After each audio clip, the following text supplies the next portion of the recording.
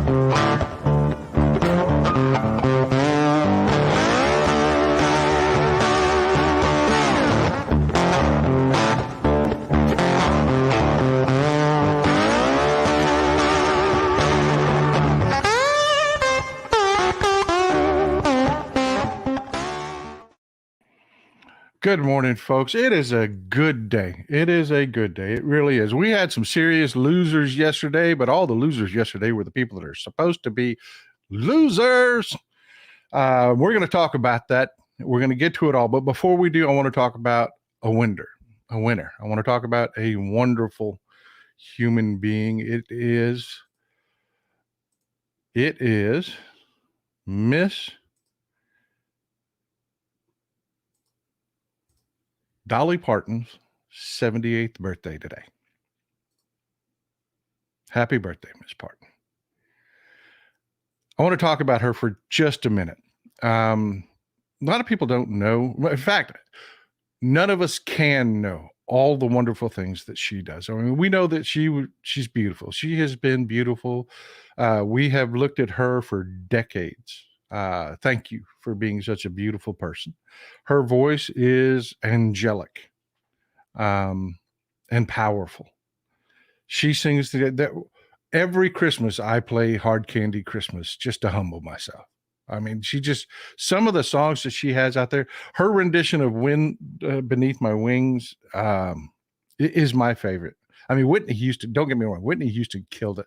With her powerful voice, Whitney Houston killed that song.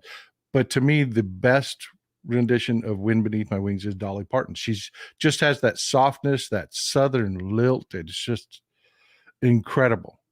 I mean, she just has huge hits, Jolene and 9 to 5. I mean, the music has been amazing. But more than that, she's just been a wonderful human being, an inspirational human being. She started back in her home county of Sevier County, Tennessee. You've heard her story of, much like, just it's really inspirational when you hear someone come from humble beginnings and make their way through to success. And when they reach that success, it doesn't change them. And that's who Dolly Parton is. I mean, she does things like she started back in Sevier County, Tennessee. She started a program. Her daddy couldn't read. And she didn't want that for anyone. So she started the Imagination Library. And you should check this out. You really should. This is ongoing today. It started out in Sevier County, Tennessee. It was a program for her area of Tennessee where she was from, her home, her Sevier County, Tennessee. I keep saying Sevier, it's Sevier County. Had a literacy problem. And, like I said, her daddy couldn't read. So she just wanted to do something about it. So every child born in Sevier County, Tennessee, she would register them And she would mail them a book every month until their 5th birthday when they were in 1st grade in school and they could go to their local school. And she also funded local school library. Every child in Sevier County, that's how it started. She would mail them a book every month so that they could learn to read. And that caught on. And now the Imagination Library is actually global. Back in, I think it was 2004, 2005, she expanded it out to Indian territories. She would mail books to children in Indian territories, and then it expanded beyond that. Then people around the world were saying, this is amazing. But like her, they didn't want credit for what they were doing, so they partnered up with her. They expanded. It's in the UK. It's in Ireland. It's in Canada. I mean, it's just amazing work. They just mail books to kids. You go to the Imagination Library and register, and they mail children one book a month until their 5th birthday. I mean, it's incredible. Back in 1990, she opened up the largest aviary sanctuary for bald eagles that existed in the world. It was over 30,000 square feet, folks. She opened it up in Dollywood to care for bald eagles that had been injured and couldn't be returned back to the wild, to care for them. It was the largest in the world at the time. And I mean, there's other things. This is Michael Harriot. He's one of the people I follow on, X-Chan has rightfully earned the name shitter. It really has, play on Twitter. But there are some bright spots there. Michael Harriot is one of them. Michael Harriot writes for the Griot and the Guardian. And you potheads know, I love the Guardian. I call the Guardian up all the time. Great journalism at the Guardian. Michael Harriot writes for the Griot and the Guardian. Great follow on X-Chan. Highly recommend it. And he was doing a little research as he did for the Griot. He was going to predominantly black high schools, and God, I hope your coffee's as good as mine. I needed that this morning.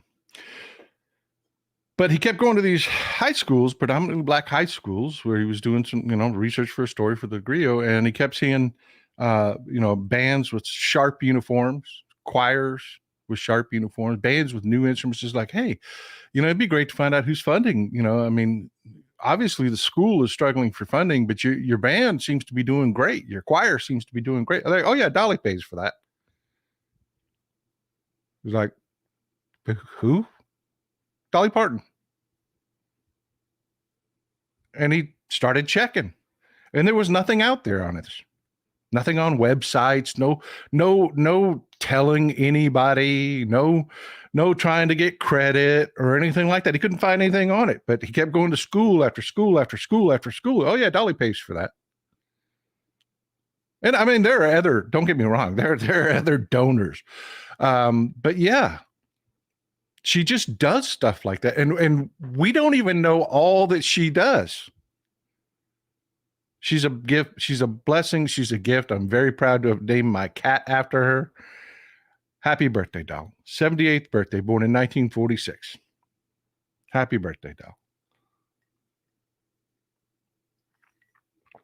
Thank you for being you. Oh, I needed that. Man, I hope your coffee's as good as mine this morning. Mine is just nailing it. Perfect. I drink my coffee black. I don't know how do you folks drink your coffee? I just raised in a German, Irish household. It was always black. It was always strong. Talking about Michael Harriot, though, is a perfect segue to one of yesterday's losers, which was Nikki Haley. If you don't know, Nikki Haley said one of the stupidest things I have ever heard in my lifetime, that America has never been a racist country. We don't need to dig deep into that. We know everything that's going on. We've talked about it before, when Idiot did try that in a small town. We talked about the courthouse he was filming in front of. It's one of the things that it historically noted for was lynchings that happened right there at the freaking courthouse. We know the history. We know that, yes, we were a very, very racist country.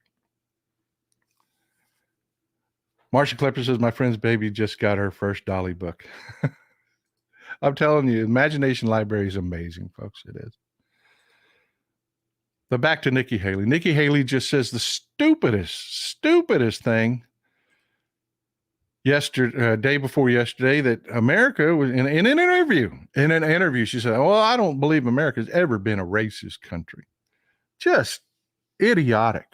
Just completely flies in the face of history. Well, Michael Harriot says, I remember reading Nikki Haley's book, her memoir, and he goes back and points it out. Veggie Owl Girl says, I'm German and Irish. Grandma was Irish and Grandpa was German. I'm glad to have you here.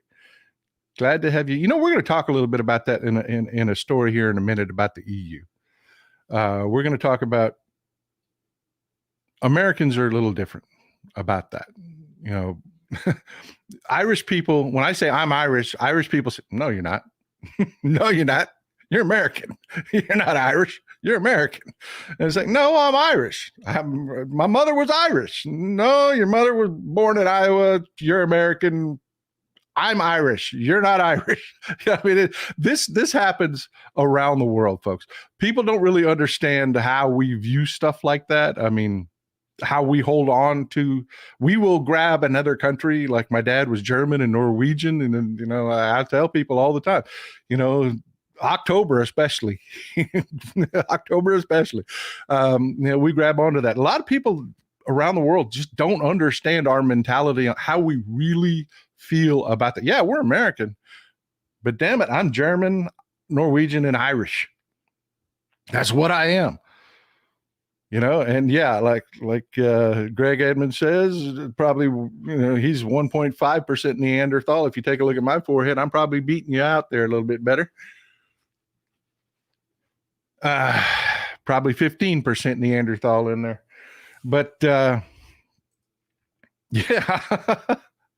we're going to talk about that a little bit more. I just want to wrap up about what Michael Harriot was just. He went back, and I want to share this with you folks.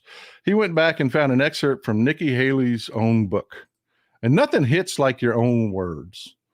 I'm going to read it to you. An excerpt from Nikki Haley's memoir about when she apparently lived in a country that wasn't racist. This is from Michael Harriot on XChan.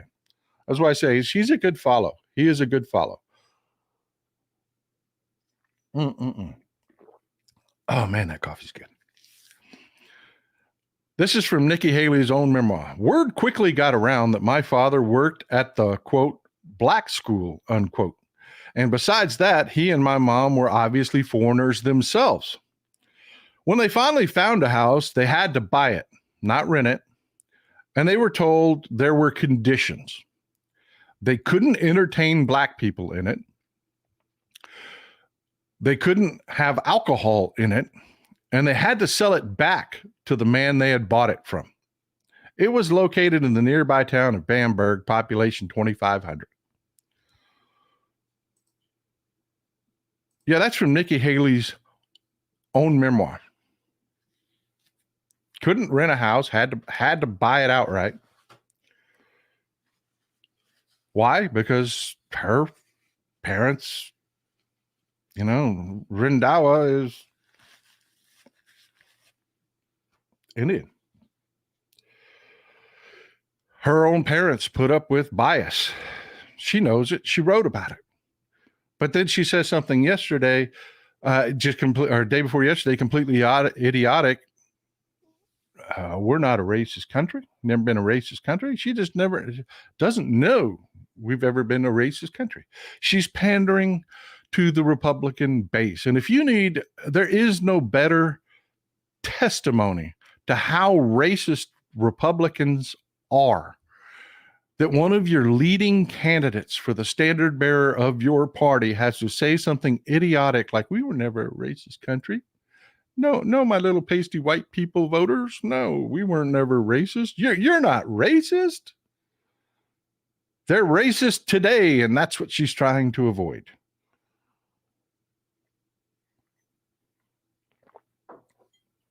But yeah, Michael Harriot is a good follow. He is a good follow. He finds things like that. He does things like read Nikki Haley's memoir, which I will never do for you. As much as I love you, my potheads, I will never, ever sit down and read Nikki Haley's memoir for you. No, not going to do it. I'm not going to do it. Thank you, Michael Harriot, for doing that. So yeah, good follow. Good follow. But we have more coming on. Yesterday, one of the biggest losers was Donald Trump. I mean, oh my God, this was gross. This was just gross. You know, Trump is in the E. Carroll trial. No cameras in that one, so we got to go to the New York trial to get an image of him and his lawyer, Alina Habba, duckface, together. I'm not going to look at that for long. But Alina Habba did something completely gross yesterday, and you know she did it for Trump. You know, Trump tells his lawyers what to say. It's a big problem for any lawyer. That's why his lawyers keep quitting. But she stood up in court yesterday, and I don't know why this isn't what every corporate news outlet is talking about. And I really, honestly, when I say that, I honestly don't know why. The Me Too movement was huge. They do things for clicks. I mean, they prop up Republicans that are repugnant, that nobody will ever vote for. They prop them up for 16 billion reasons. It's predicted that there will be $16 billion spent on the 2024 election. And a huge chunk of that goes to the corporate media. So yeah, they have to make it look like a horse race. They have to. They've got to keep everybody chewing their fingernails on the edge of their seats so that they'll watch, because that ad money, a big chunk of that $16 billion goes to the corporate media. But this would have sold if they would have just talked about it. Alina Habba sat in court and attacked E. Carroll. And she said that E. Carroll wanted this.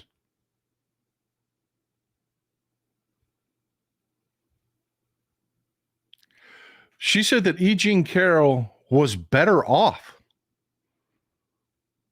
for being raped by Donald Trump.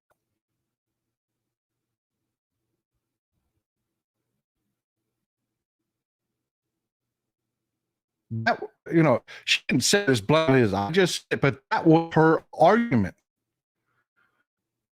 How much attention have you gotten? Did you appear on any news shows? You wanted that attention.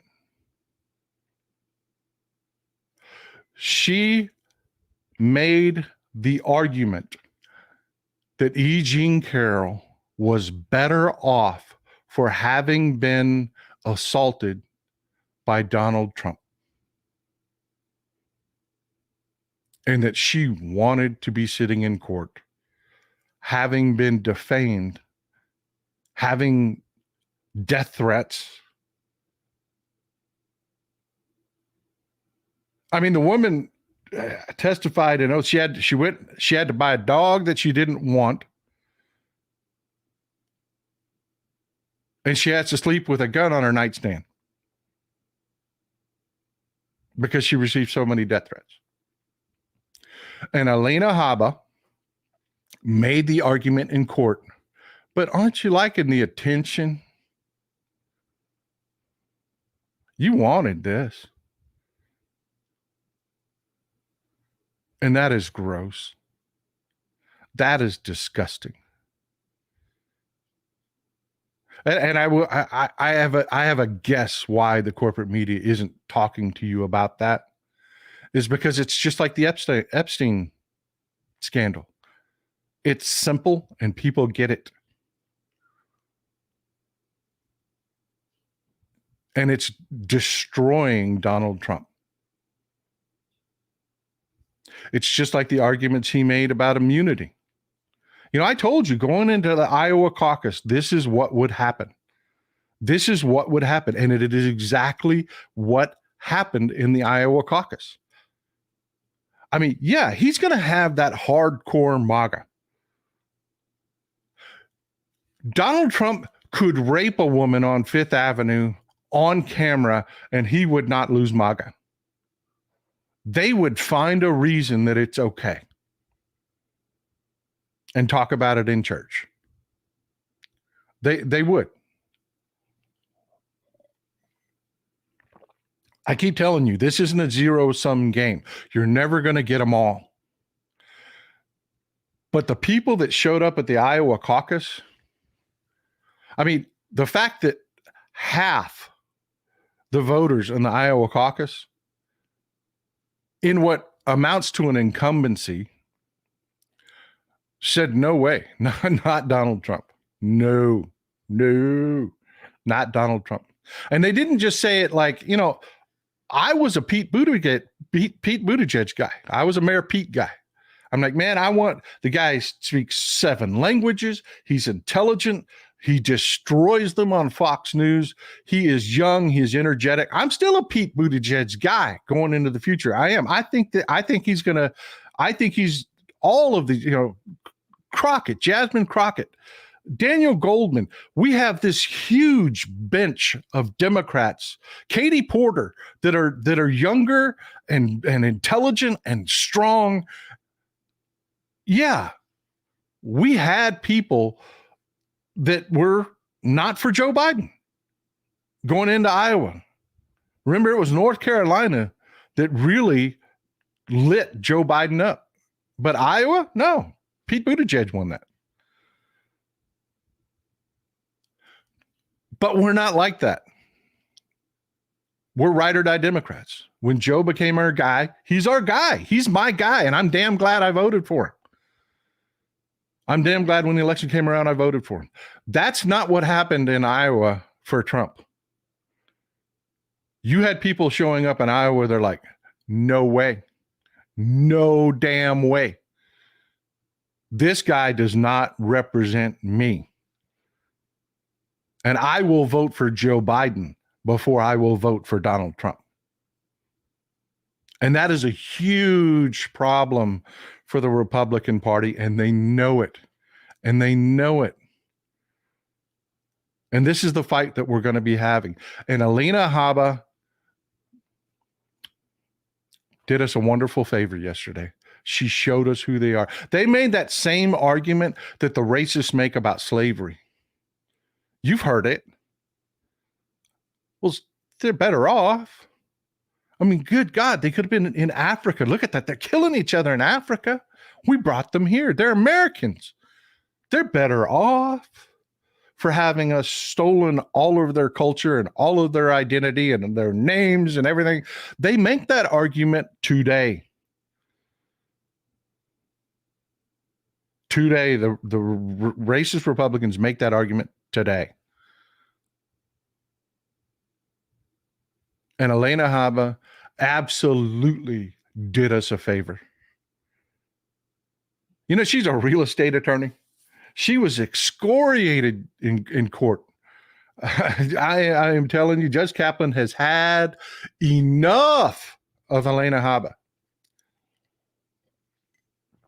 Just humiliated her in court. She kept trying to read things aloud, and he's like, what are you reading? It's an excerpt that I want to present because she was on a television show, and I want to show that she enjoyed being on the television because she's better off for being raped by Donald Trump. And Judge Kaplan is like, that is not how you enter evidence in a trial. He actually took a break and told her, it's 3:30. We're going to take a break, and you're going to go back and you're going to refresh your memory on how to enter documents into evidence. I mean, just humiliating her. She's like, objection, stand up, stand up.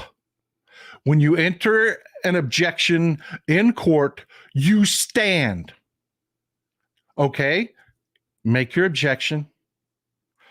Overruled, sit down. A couple of minutes later, she's like, well, I object to this. Sit down. We already ruled on this. I mean, just over and over and over. She just humiliated herself. But the one thing that I want you to take from that, the one thing I really want you to take from that 100% is she sat there and made the argument that E. Jean Carroll wants this, that E. Jean Carroll is better off for having been raped by Donald Trump. And you damn well know that is Donald Trump's words right there. You damn well know. Just like every other trial there is, the lawyers are sitting there and repeating what Donald Trump wants them to say because they make the most ridiculous arguments. And this, people understand this. This is game ending. Donald Trump cannot win this election with MAGA voters. He can't. He can't. He can't win local elections with MAGA voters. We are going to take back the House. We are going to take, we're going to increase our control of the Senate. We are. Because Donald Trump is repugnant. And it's not like the 2016 election, folks. It's not. You know, we saw this in 2020. People know what Donald Trump is now. People know that if you walk in and you pull that lever, what you're saying, this is my leader. This is who represents me.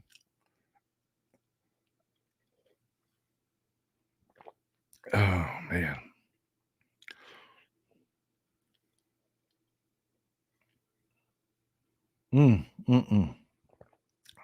Man, I hope your coffee's as good as mine. Just got a fresh cup, too.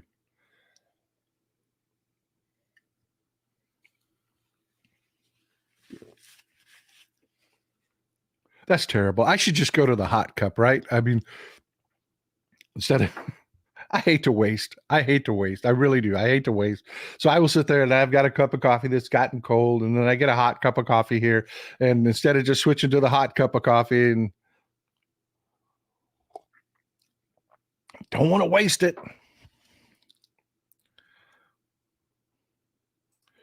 Sheldon Hughes, good to hear from you, man. Hadn't heard from you in a while. Joe Biden will go down in history as one of the greatest presidents. Biden 2024. He will. He will.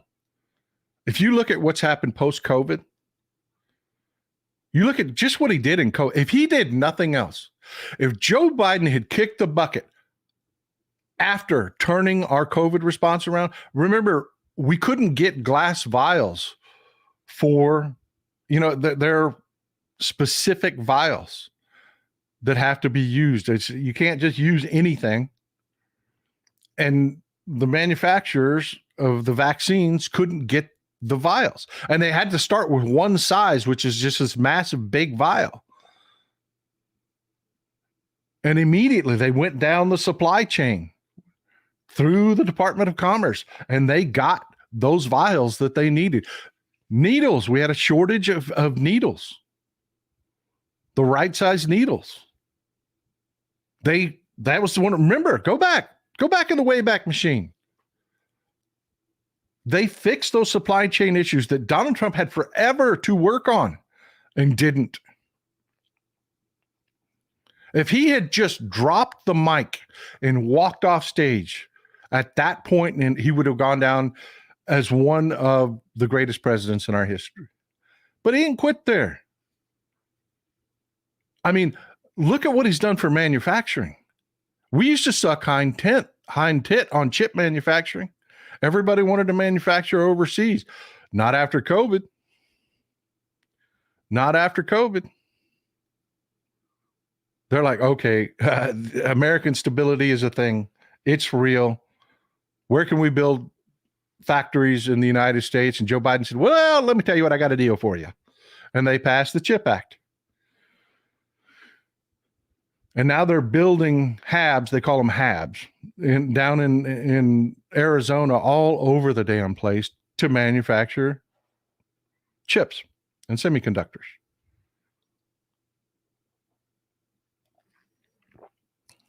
You know, China used to be able to politically threaten people because Taiwan used to be ground zero for semiconductor manufacturing. And still, they make a lot there, but they pretty much will have the world by the shorties every time they would threaten Taiwan. Not anymore. What are you going to do? Invade Arizona? I don't think so. I don't think so. And the entire world remembered what it means to do business in the United States, and manufacturing has come back in spades. Yes, Joe Biden is one of the best presidents that we have ever had. And I am glad I voted for him. I am glad I voted for him. In the EU, folks, there's something big happening. And you know, folks, I want you to pay attention to the EU. I'm a history guy. I love history. I really do love history.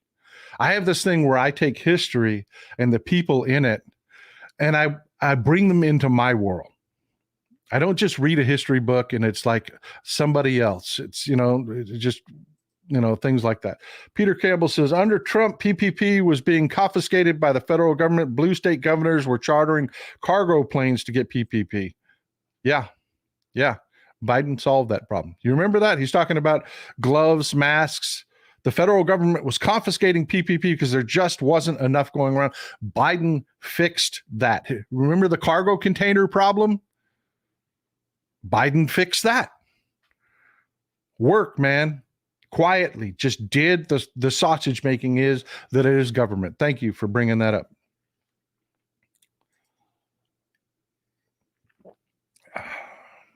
I want to talk about the EU for a minute. We have a lot of European members. We have a lot of European potheads.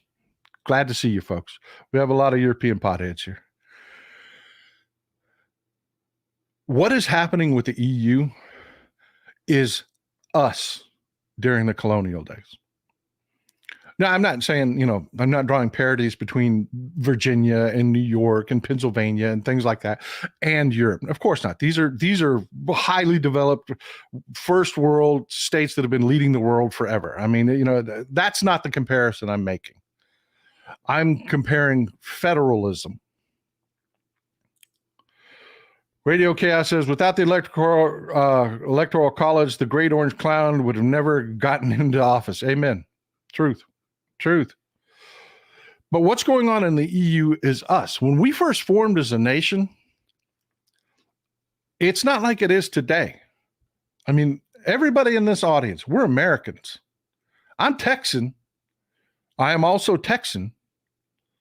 Don't get me wrong. And that's kind of what I want to talk about with the EU and why this is so amazing and why you need to pay attention to this.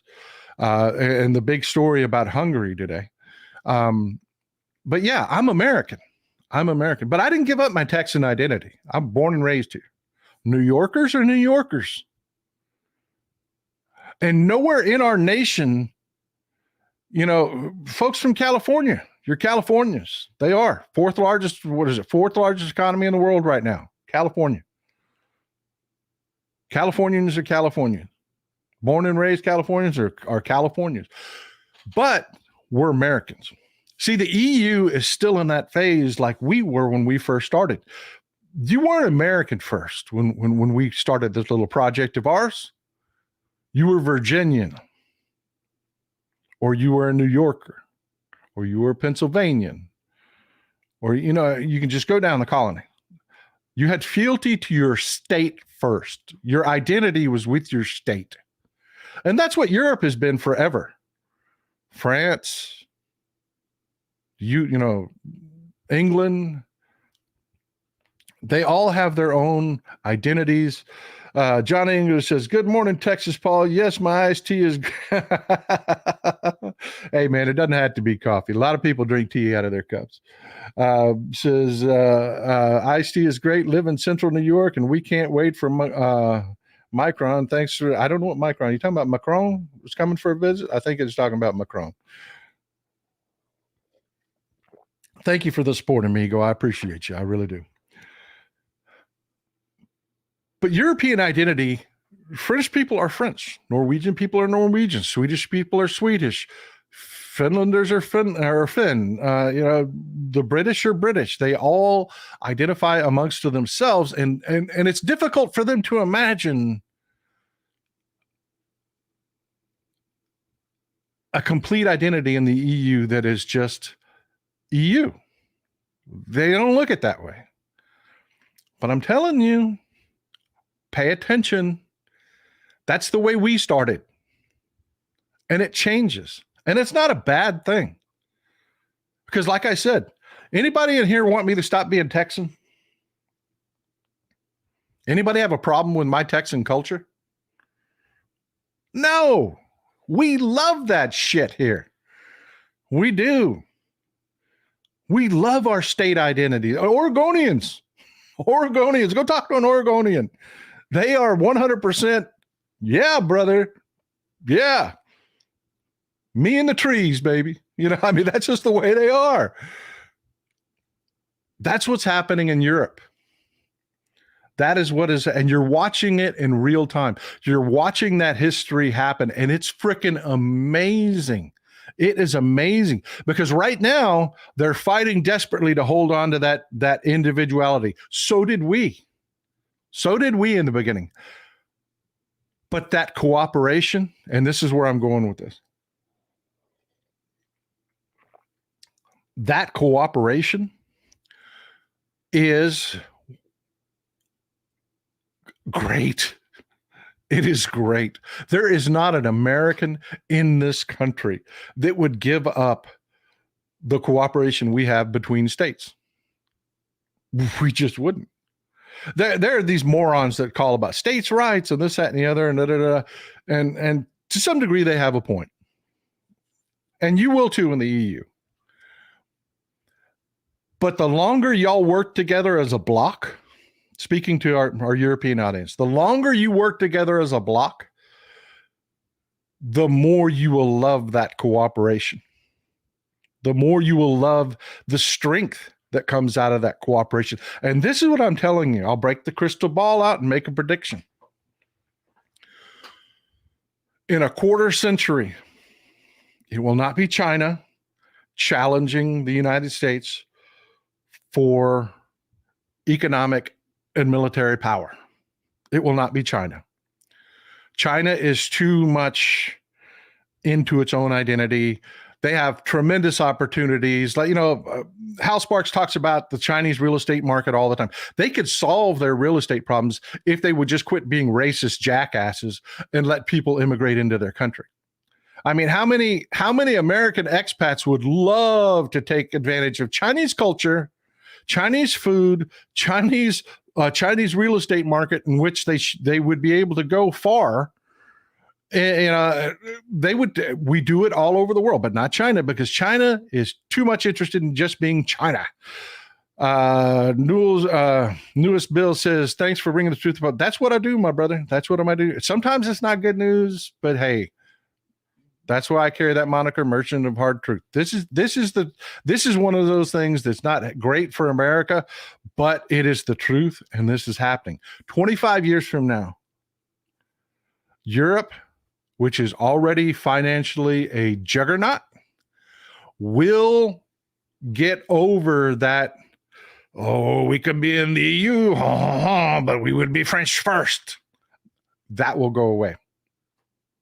Because you will realize nothing about being in the EU challenges your French identity. Nothing. And they will become a federalist organization just like the United States is. And the EU will begin to resemble one big country just like the United States does. But they will be the center of the world as Europe has been forever, without all the hangups that Asia has. Asia has the opportunity. Don't get me wrong. They have the opportunity. They just don't take advantage of it. They have all of their problems that they can't get out of their own self-identity. That will hold them back forever. Micron has a chip factory coming to the northern part of. All right, brother. Congratulations, man. Congratulations, northern New York, picking up a chip factory. Way to go, Joe Biden. Thanks, man. Thanks for clearing that up for me. And thanks for the donation. I appreciate it. But yeah, mark my words. The next 25 to 50 years, it will be Europe challenging the United States for that number one spot. And that's a good thing, folks. It is a good thing. Stable democracies, strong economies, strong, stable economies. That's good. That's good. That is good. But where I'm going with that is yesterday, the European Parliament, and they have a parliament, folks. I'm telling you, they have a parliament. A lot of people don't realize. They're like, oh, the EU, this and what is it? They don't think about it that way in comparison to our own federalist system. They have a parliament. They do.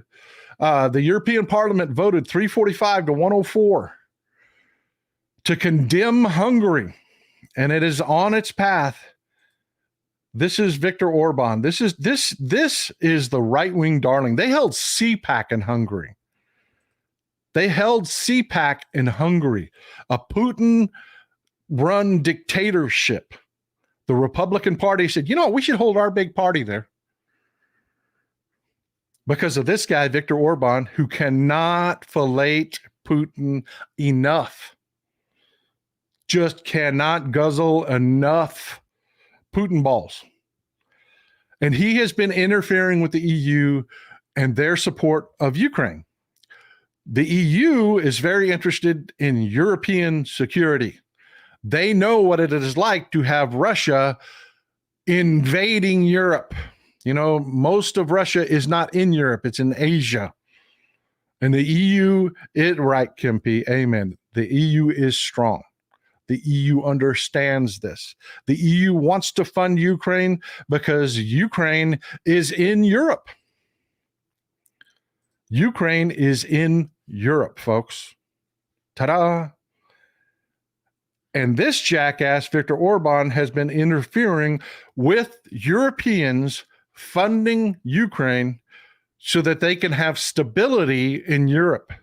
So they passed this resolution yesterday condemning Hungary for not supporting European security.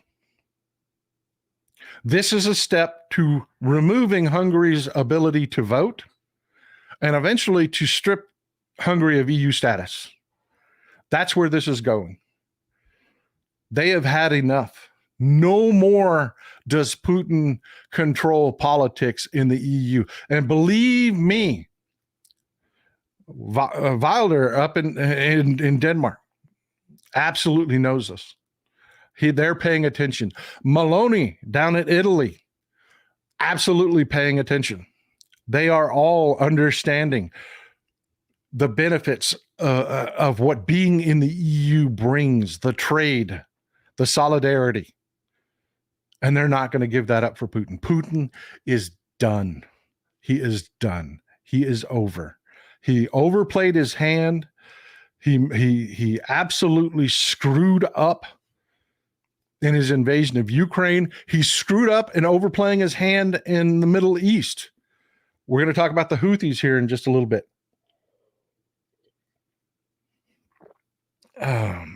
But before we do, I need you to hang out with me, okay, folks? We've got to take just a little bit of a break.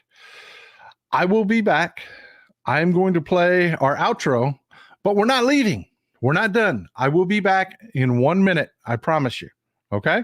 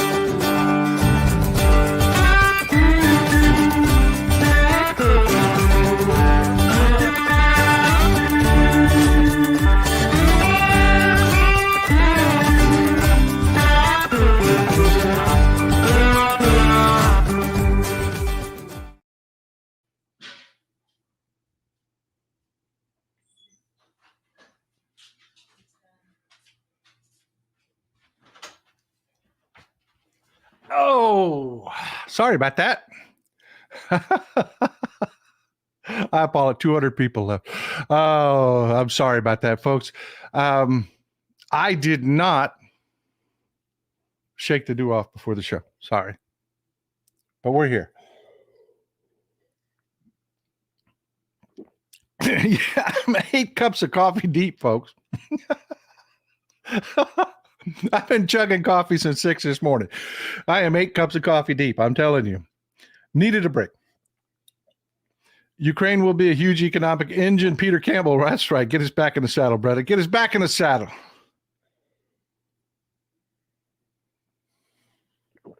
All right. There we go. You're watching history, folks, and I just want to, I'm such a history nut. I talk about stupid things. I know that. I talk about things that most people don't pay attention to. Pay attention to what's going on in the EU. This is history happening. Your children will know an EU that is a nationalistic entity. They will know an EU that more resembles the United States than it resembles what it currently resembles. They are exactly where we started. They're making all the right steps towards unity, and they will eventually get to that point where they understand being in the EU does not challenge your national identity, your current state identity. It does not. Take it from an American. Take it from all the Americans in this chat. Ask them. They will tell you. Being American in no way means that you're not Floridian, means that you're not Pennsylvanian, means there are communities right here in the state of Texas that speak German to this day. There are communities in Pennsylvania that speak Dutch to this day. And it's not a problem. In fact, it's such a good thing. We actually hop on airplanes to go see these communities just because we like them. You know, it's just the way it is. And Europe, congratulations. Enjoy. You're going to love this. Next thing we got to talk about is Farty Marge, the elevator flatulator. Something really interesting happened. In that something that was really not interesting happened. But when it happened, nobody paid attention to it but Farty March. See, this guy, Darren Beadle, you don't know who that is. Nobody knows who that is. Nobody cares who that is. He's a guy that worked in the White House for a little while. He's one of those people you never saw, you never heard from, nobody ever pays attention to. Darren Beadle puts a tweet out that says, if the nonchalance of the Secret Service seemed weird before, now it gets downright scandalous. In this clip, we not only see a bunch of Secret Service agents standing in close proximity to the pipe bomb, we see a group of children cross the street. What this is about, folks, is they're trying to do that whole January 6th wasn't an insurrection thing, trying to defend Donald Trump, try to defend themselves. There are people that are going to jail for being traitors. They're trying to call them hostages instead of criminals like they really are, because they don't want to take responsibility for their behavior. They never have. So this guy puts this nonsense out. And I'll show it to you in a minute. The pipe bomb he's referring to is this. This is important, okay? The bombs found that were planted January 5th, found on January 6th, were pipe bombs. These are them. They were functioning. They were real bombs. The DOJ, the FBI's looked at these, disassembled them. Yep, they work. They work. But see, they've got a kitchen timer on them. Nobody ever set them. Nobody ever twisted the timer. They were put there, and I want you to keep that in mind. One, keep in mind where they were put, and keep in mind the design of them. These were built by someone that actually knew how to make a bomb. It was used. They used kitchen timers, which means that they couldn't just go off. You actually had to set the timer for them to go off. They couldn't just go off. And they were placed outside both the RNC and the DNC. Now, before we get too far into that, I want to go ahead and play this video this guy's talking about. Let me bring this back up so you can see what they're talking about. Go back to that. Play the video full screen. Now, we're going to play this one more time here. You see these kids crossing. This is outside the DNC. The bomb is placed in these bushes. It's still there. The bomb squad hasn't removed it yet. But they have identified that A, this is a crime scene, and B, that this bomb is not a danger. It hasn't been set. That's why these agents are standing here. Now, had the bomb been active or a real, possibility of it detonating, those agents wouldn't be standing there. They would be nowhere near it. This whole area would be cordoned off. This whole area would be cordoned off. People would be at a safe distance so they couldn't be hurt. They knew by looking at this pipe bomb that it was that the timer had not been set. And the point is, Farty March comes out of the woodwork. Farty March comes out of the woodwork on this. All right, now you've seen the kids crossing. This is what she says. The pipe bomb was so non-threatening that the Secret Service watched a group of school children walk by it. Remember when they claimed it could have killed Kamala Harris? Great thread here about the, quote, MAGA, unquote, pipe bomb from January 6th. Have you ever heard that expression, hit dog yelps? Nobody else talked about this. Nobody. Nobody knows who this Darren Beatty guy is. Nobody pays attention to this guy. Hell, I mispronounced his name in the beginning. Nobody corrected me. Why is Farty Marge interested in this? No other Congress people are out there talking about this. Why is Farty Marge talking about it?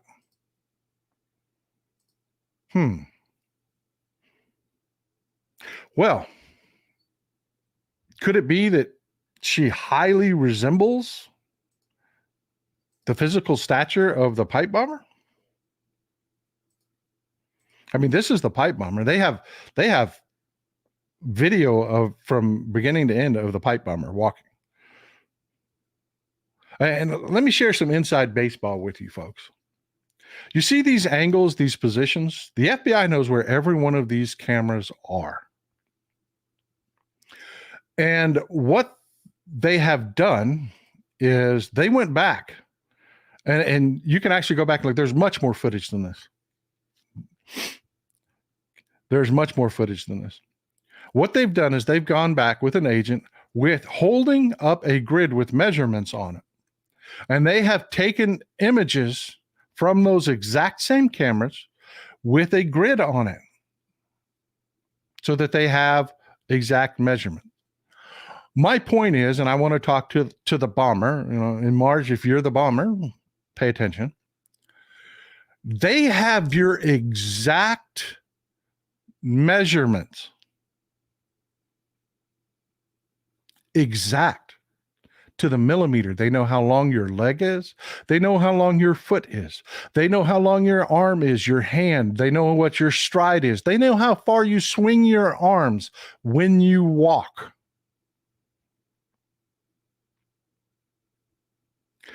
All the images that showed your eyes, they enhance those images. They have every single line around each of your eyes identified. They know who you are. They do. Science is a bitch. You cannot run from science. They know who you are. They know what shoes you were wearing to the exact model of shoe. They've identified it. They identified the pants.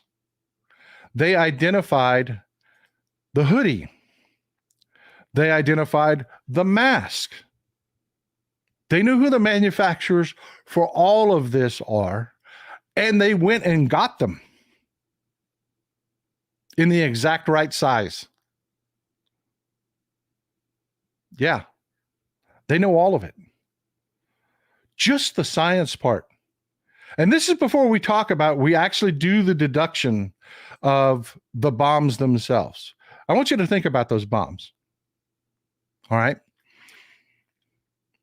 Why would you, what does it tell you that bombs were placed both at the DNC and the RNC on that day? What was going on that you would want to both scare Republicans and Democrats?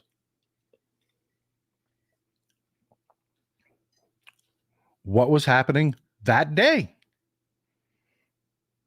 Certification of the election. What was the goal? What was the goal that we now know through investigation, through all of the investigation from Jack Smith and the commission and you know hell, I was part of the coverage for Midas Touch on the hearings from January 6th. What do we know that the goal was? What was the coup? What was the plot? It was to interfere with the certification. It was to provide objections from senators like Ted Cruz. It was to provide false slates of electors to fortify those objections, to create a commission to study the false slates of electors, to delay certification of the election until it would come to a vote, one vote per state, and there were more Republican states at the time, and Donald Trump would stay in the presidency. We know, beginning to end, how this coup works. How do these bombs fit in to that? Well, if you want to scare the shit out of everybody, remember, this wasn't one-sided. They didn't just place one bomb at the DNC so they could scare Democrats. No, they didn't place one bomb at the RNC so they could scare Republicans. They wanted to scare everybody in Washington, D.C. that day when they were wanting Congress to break. They wanted Congress to not certify. They wanted them to all go home. And Mike Pence, thank God his son, one good Marine, told his father, you took the same oath I did. You have to do this. And he said, no, we are coming back. But there are bombs. There are bombs. There could be bombs. They were in the Capitol. There could be bombs. We will sweep the Capitol. But we are coming back today.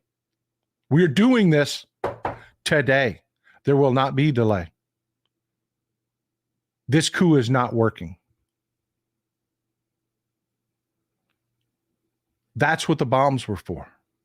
They weren't meant to explode. They weren't meant to hurt people. If they were meant to explode, they would have just turned the timer.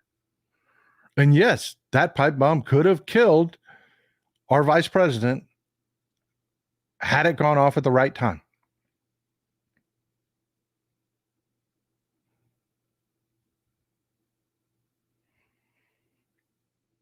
If they intended to hurt people, they would have just turned the timer. It is obvious this was meant as an act of terror. It was meant to give those Republicans, those Democrats in our Congress an excuse to go home, to be afraid. Remember, they had to sweep the Capitol. They did. They had to sweep the Capitol because they found these bombs. It did cause delay. But Mike Pence said, no, we're going to finish this. And for everything that is wrong with Mike Pence, again, a student of history, somebody that loves history, and everything Mike Pence did wrong in that he was going to step aside and he was going to let Chuck Grassley do this.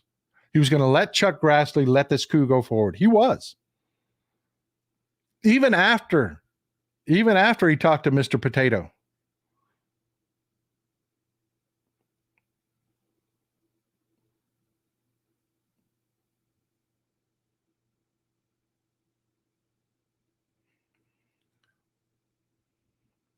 You know, he was going to do it. Then he talked to his son over the holidays.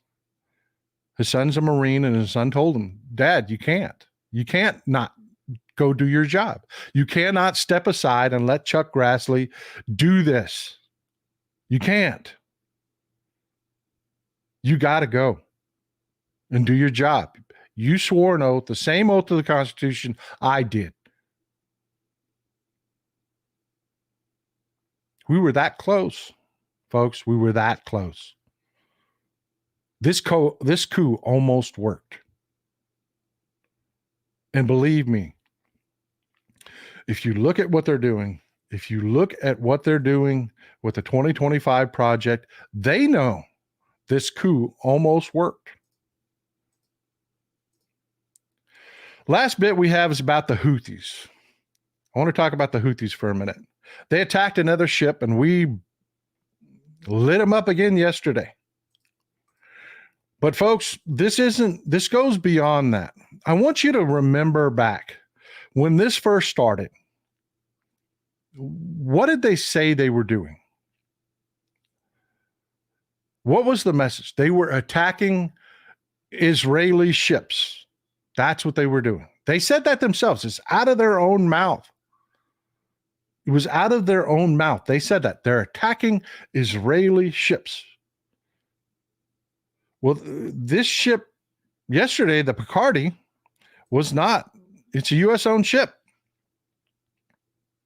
It's flagged in the Marshall Islands. The crew is Indian. And they hit it with a missile. This is the Jinko Picardy. It's called the Jinko Picardy because Jinko Shipping is the company that owns it. It was planned. If you're a Godfather fanatic, you know where Jinko comes from.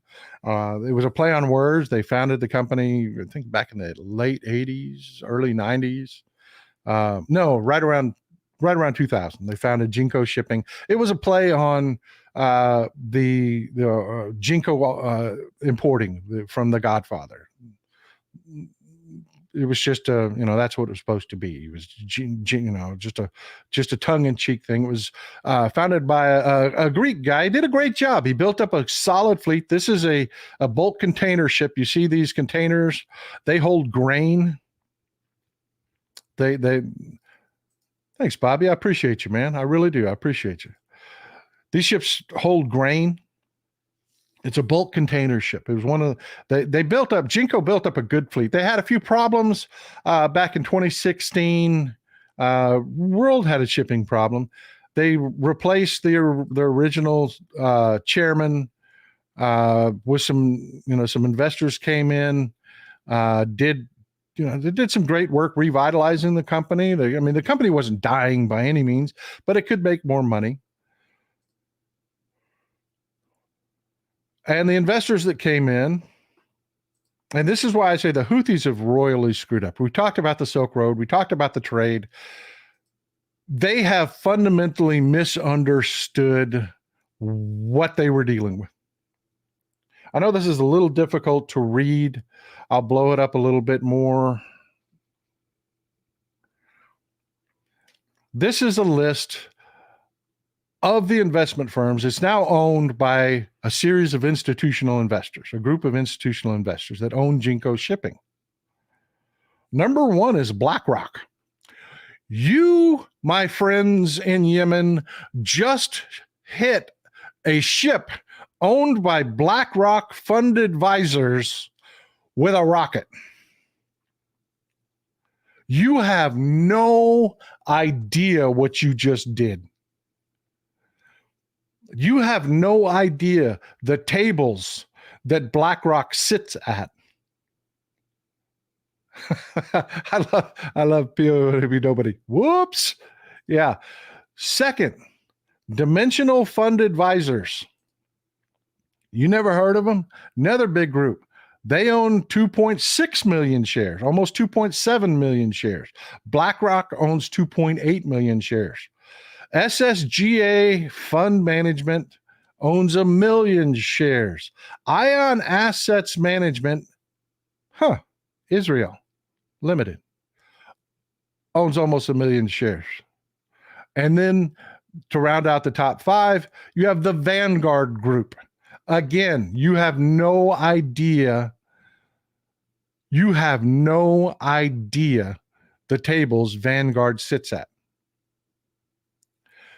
But what I want to draw your attention to is this right here. Ion Asset Management. We talked about this in a show previously. This is an Israeli billionaire. This is a Jew. That's their target right there. That's why they hit this ship. Your pro-Palestine movement is openly telling the world, and yes, the Houthis are part of the pro-Palestine movement. They say it themselves out of their own mouth. Don't do business with Jews.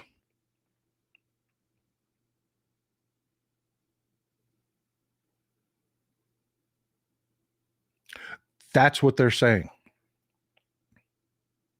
They said it from the beginning out of their own mouths. This isn't me being pro-Israel. This isn't me. No, this is what they're telling you. We're attacking Israeli ships. That's not an Israeli ship. It's a U.S.-owned, U.S. flag ship. They hit it because there was a Jew that is a partial investor. That's why they singled that ship out. That's why after getting their asses handed to them twice, they fired another missile.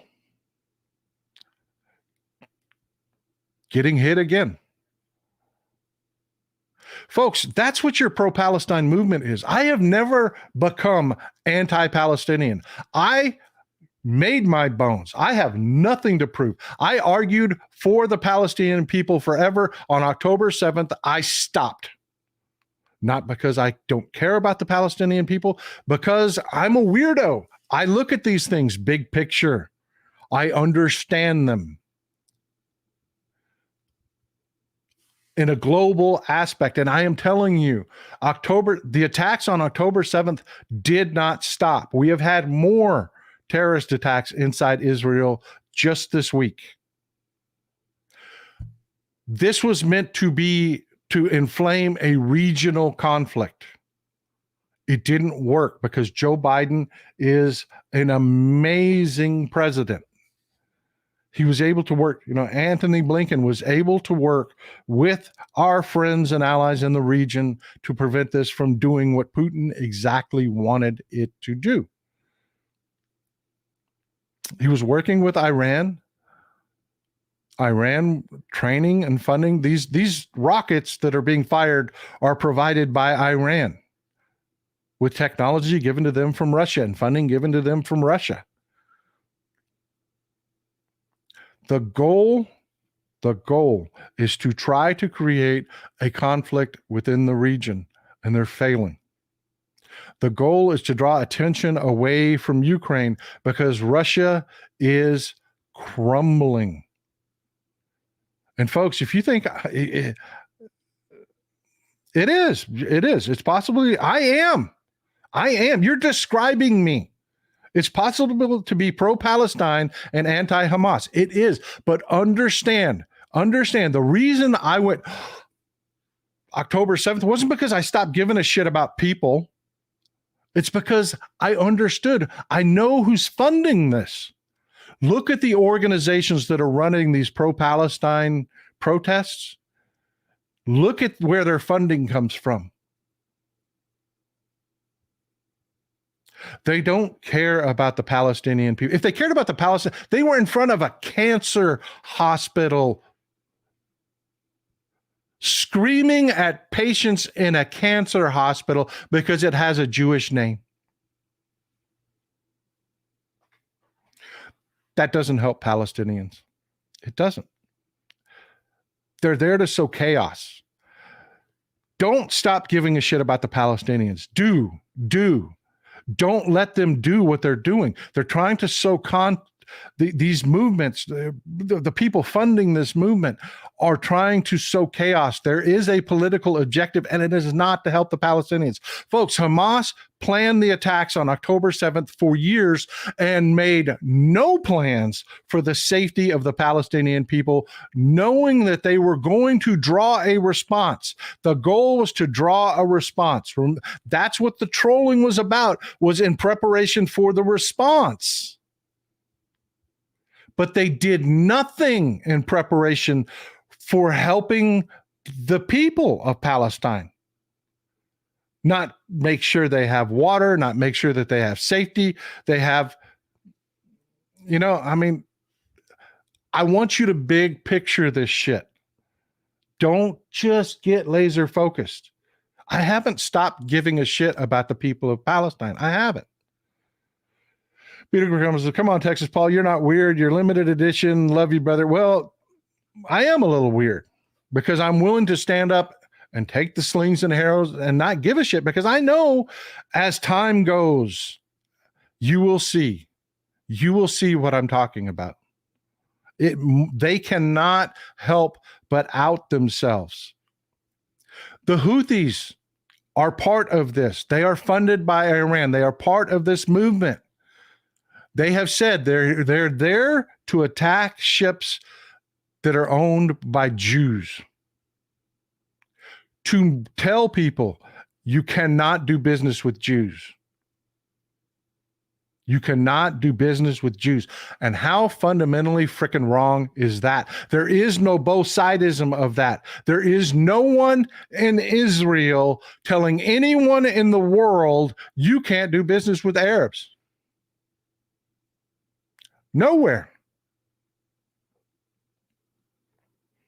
There's no one in Israel saying you can't do business with Palestinians. Nowhere. The only thing Israel has ever said is you can't ship through Israel because we caught explosives and weapons and bombs coming through. You can't ship from Gaza to the West Bank because we found explosives.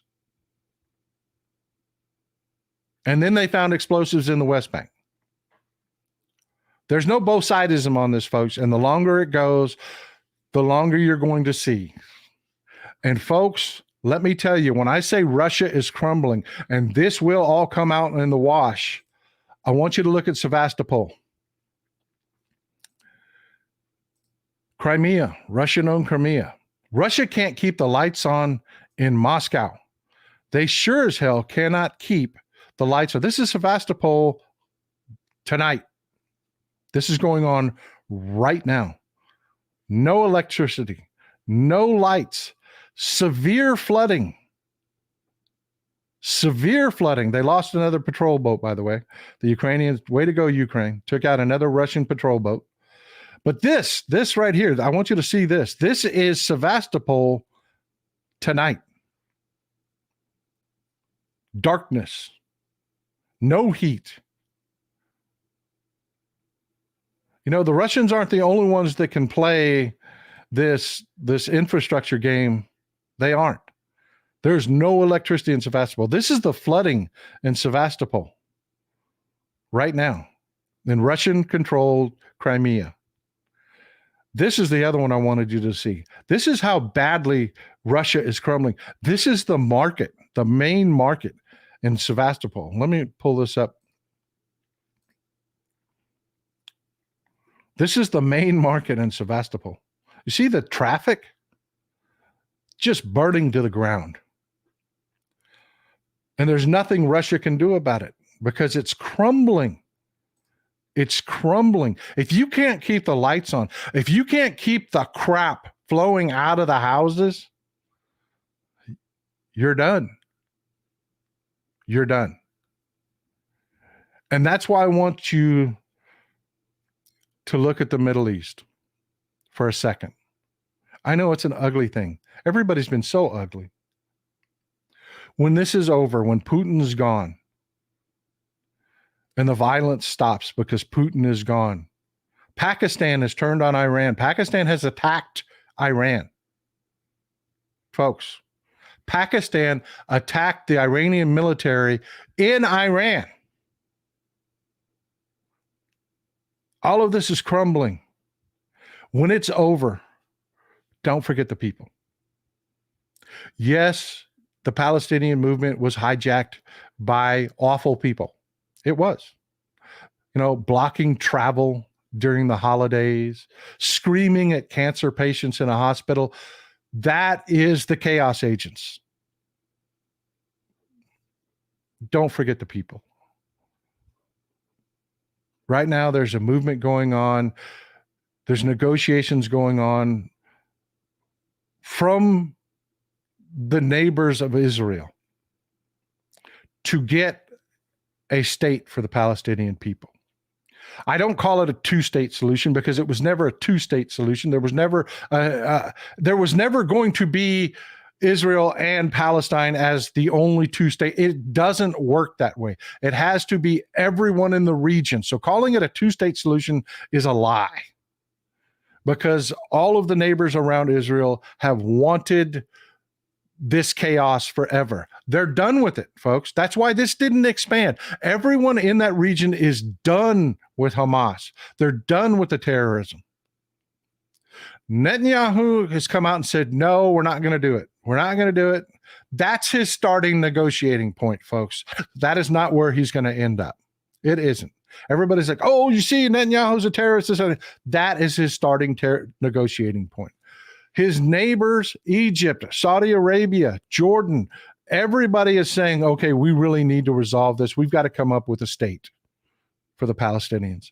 And they are really working for that. So yeah, don't forget the people. Don't get caught up in this hate. Don't forget the people. And that's how I want to end it, folks. That's the last word I want to give to you. We're running over again, going long. I know I talked so long. Didn't even get to do our round table. I promise you Sunday show with no time limits, we will do a big round table. So please bring your comments. My potheads, good to see you. As always, love you. It's Friday! Yeah! We made it to the weekend, folks. We made it to the weekend. Pretty please enjoy some beautiful Texas cities at night. The one with the river is San Antonio. The other one with the river is Austin. Two beautiful cities. See if you can guess which one's the other one. The rest of them are. Old Texas Paul out. Love you. Thanks for being here. Thanks for all the support.